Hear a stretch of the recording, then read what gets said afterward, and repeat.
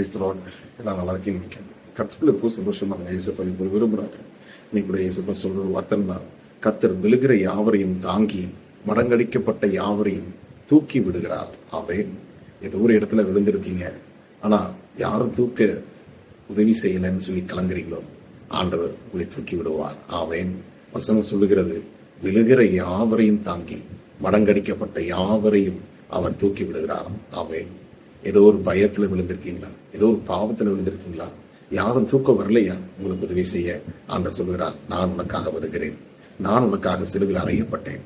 நான் உனக்காக 6 மணி நேரம் இந்த சிலுவையின் பாரத்தை உனக்காக சுமந்தேன் என்று இயேசு சொல்லுகிறார். வியாதியில விழுந்து போயிருக்கீங்களா? கடன் பிரச்சனை விழுந்து போயிருக்கீங்களா? ஏசப்ப கிட்ட வாங்க.